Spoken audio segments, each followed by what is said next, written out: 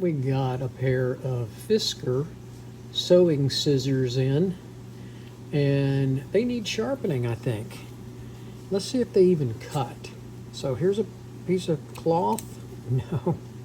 See if it cuts down there. Nope. Up here? Nope. Nope. Nope. Maybe it's the fabric? No. They don't cut. Gotta be frustrating. So normally I don't take apart sewing scissors, but these Fiskars are really easy to take apart and get a really nice angle on them, so I am going to take them apart.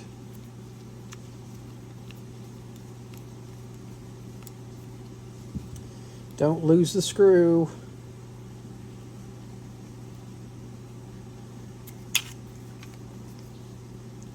So they're not too bad. I can tell right there. They almost look like they've been put through some kind of sharpener, because that you see that line right? I don't know if y'all can see that or not. It's hard to see on this camera, but the inside edge has got a bevel on it right there. So it looks like somebody tried to sharpen these and probably a drag through sharpener or something. So we got to fix that. So this is the twice as sharp scissor sharpening system from Wolff Industries in Spartanburg, South Carolina. Or is it North Carolina? South Carolina. I think they make the best scissor sharpening machine around.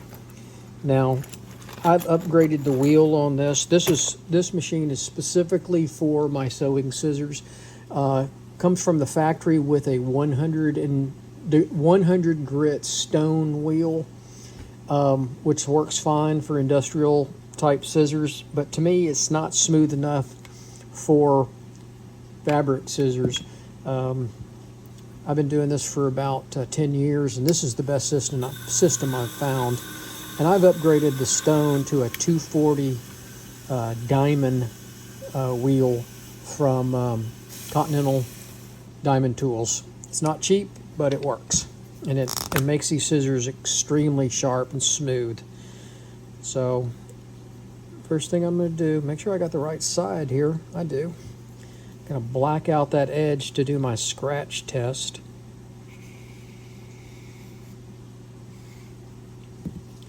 And I've got lots of videos on this channel on sharpening different types of scissors.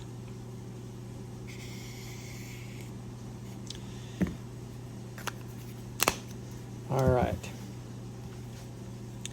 What I was going to say, if there's a better scissor sharpening system out there, I haven't found it yet.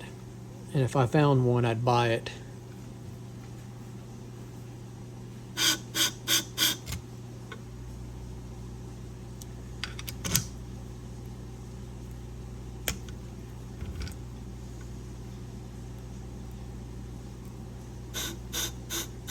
It feels pretty good, sounds pretty good. Not quite there yet. You see that? It's a scratch test. So they're still black right there. So I don't have the correct angle. I went too far that way.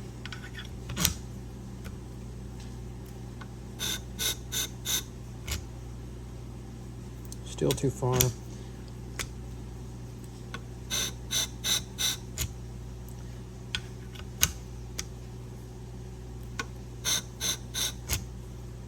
I am missing it all around here for whatever reason. I'm pretty close. Sometimes I get it right the first time, sometimes I don't. That looks real good. Feels good too. Hear that sound? Very smooth. That tells me I've hit it right in the middle, and I have. So make sure it doesn't move. Now I'm going to do first pass.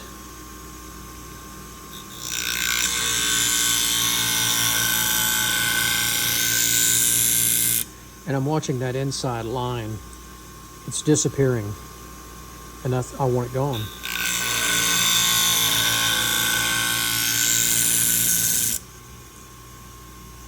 Looks good, and I've got a burr, but I'm gonna do one more pass. Very light pressure.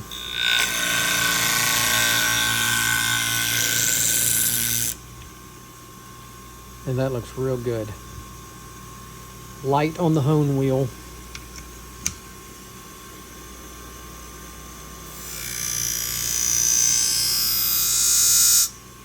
All right, so that one's done.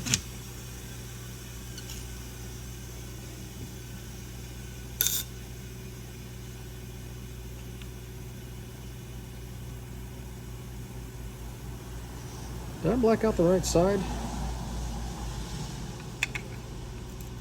Yeah, I did.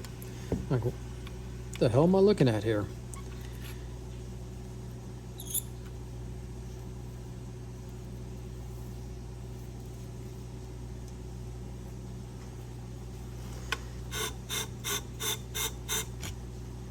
And look at that. That's right at it. Let's do the tip. Tip's good. Let's do the back towards the, oh yeah, perfect.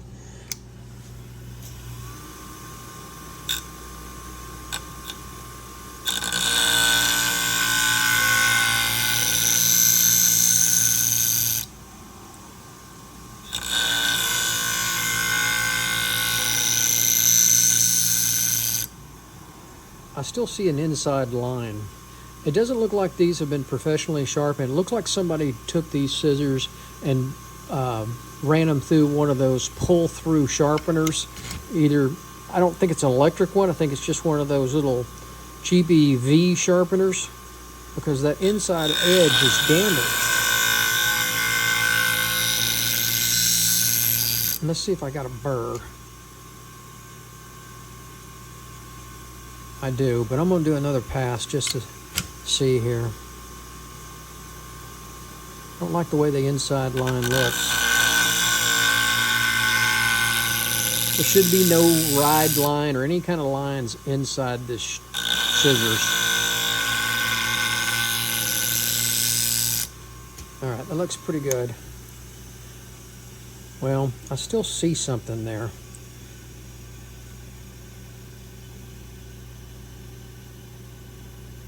I have a burr. I'm going to take a little bit more off.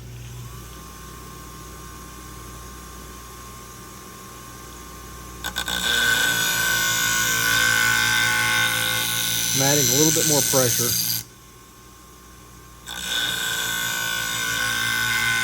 Sometimes that is the drawback of a 240 grit stone versus 100. 100 will take a lot more material off faster. All right. I'm hoping these are going to come out right.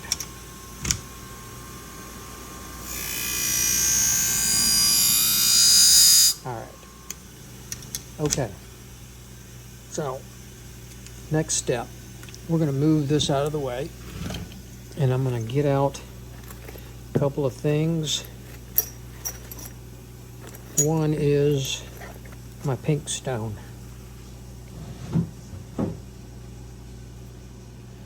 Now all I want to do is just rub it along, flip that burr over. I'll take a little piece of wood. That I may have to do these twice.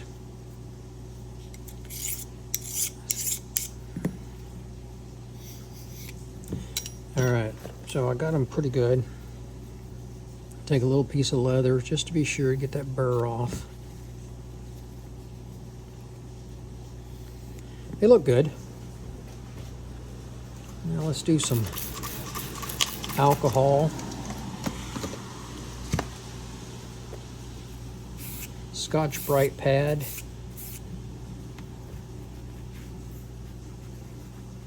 Towel.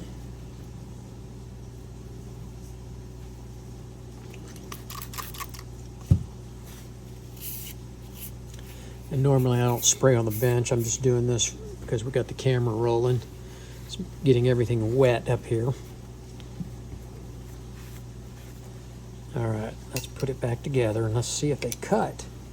Now, don't make a liar out of me.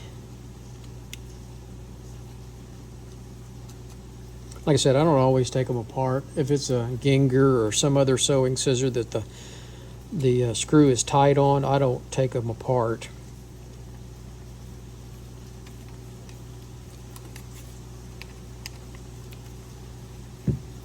Too tight?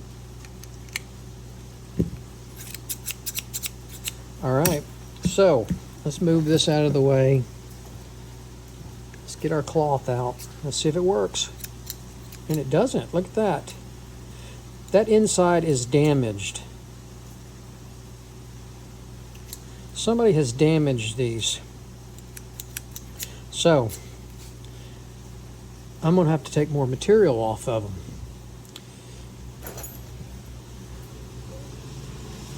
It is very damaged. I bet the tips are cutting on this, aren't they? No, they're not. So I'm not sure what happened here, but we're going to have to fix them. So we're going to have to get more aggressive here.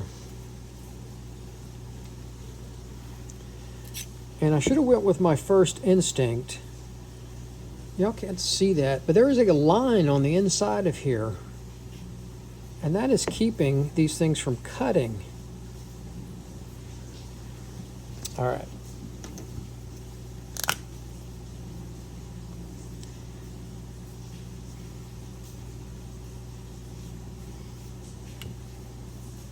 So we didn't change our angle.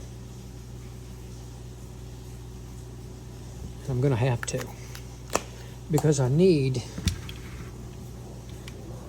to get rid of that inside line.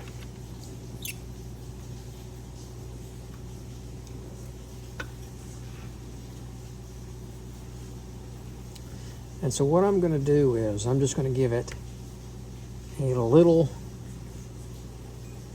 flatter angle on it. I'm going to have to. These are damaged.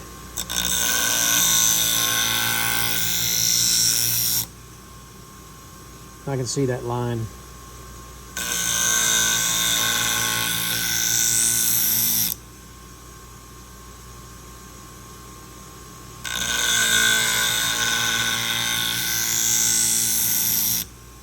I don't want to heat this blade up. So I've got to take my time.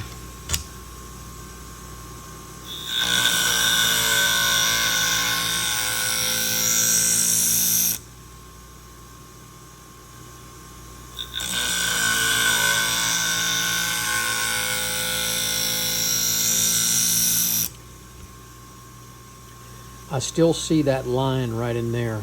It looks pretty good here at the tip.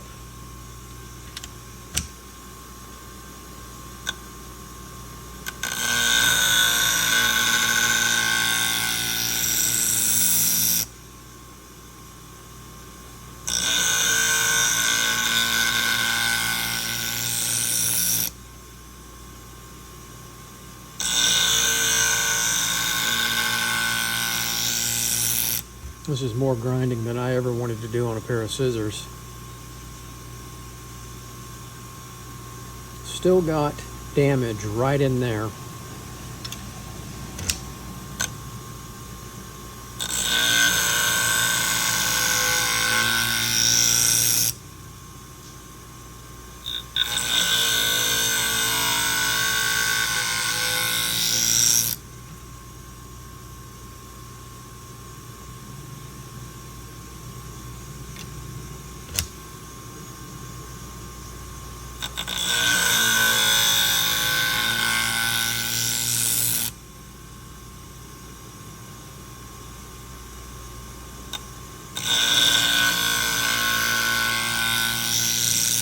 It's way more material than I ever wanted to take off. But it doesn't do any good if they don't cut.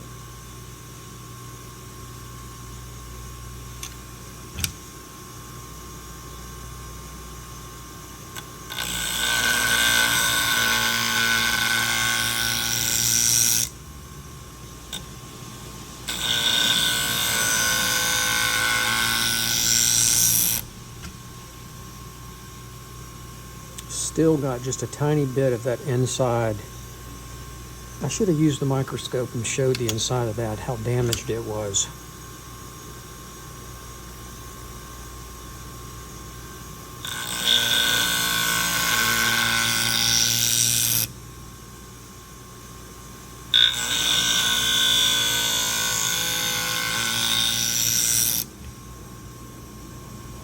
Just a tiny bit right there.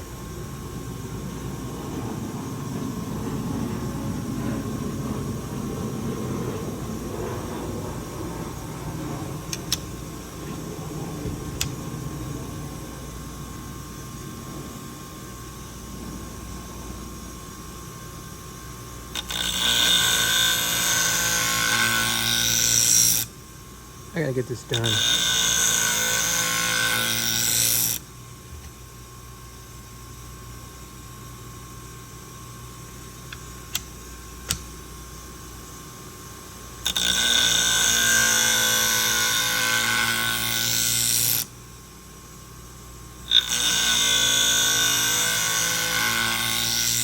I gave a little bit more pressure. I think I got it. I hope.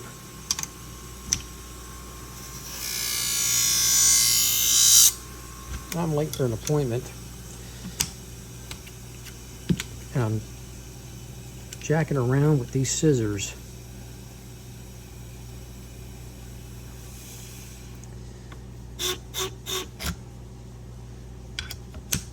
All right, we changed the angle a little bit.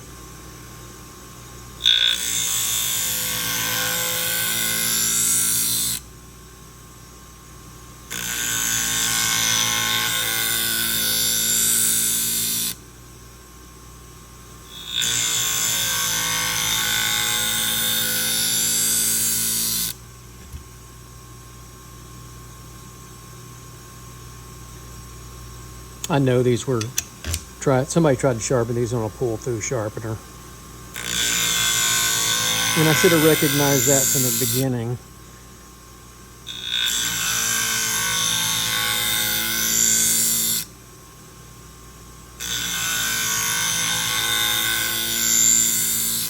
If you guys watch this video all the way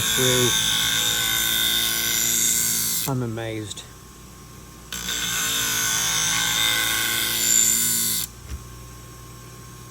Still got a little bit right there. And that's where somebody has drugged through that thing, because both blades were kind of damaged right in this area. They didn't take them apart, they just shoved them through that sharpener.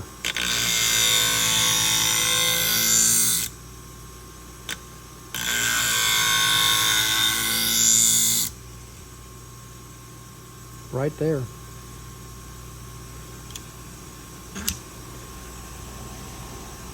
I got a burr. I just don't like that one little area there.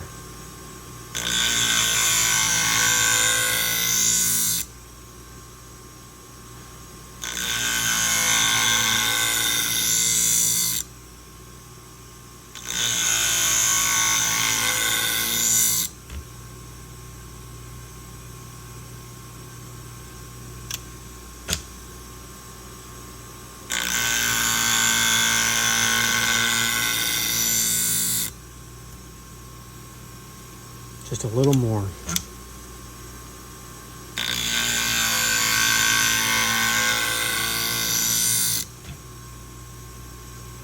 All right, I think I've got it. Let's see if it makes a liar out of me. All right. Tired of messing with these scissors. I get $10 a pair. This was way too much work.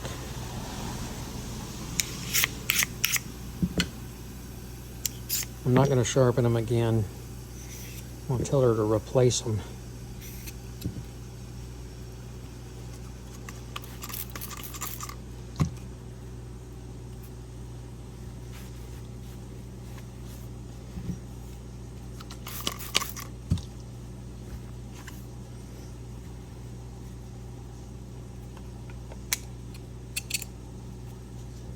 Stupid screw.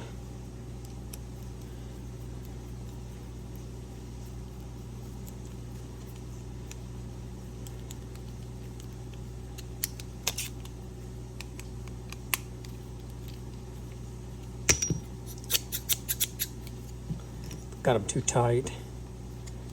All right, better not make a liar out of me. Come on now. How about that? tip, all the way through the tip. Look at that. Back, back, there, there, there. So here was a situation where somebody used these in a drag-through sharpener, and when I first examined the scissors, there, you could see a little white line right along that edge. This needs to be flat. It can't have an angle this way on it. The angle's on this side. So when they drug it through the sharpener, they basically just blunted this edge on both sides, and it would not cut. And this was a lot of work to get this fixed, but now it's working. So that's how you repair somebody else's damaged shears. And it didn't look like she took it to a professional sharpener or anything. It looks like somebody did it at home through a knife sharpener. But I just sharpened about 20 of her knives, and none of them had that kind of a edge on them. Who knows? But anyway, we got them cutting. So thanks for watching this very long video.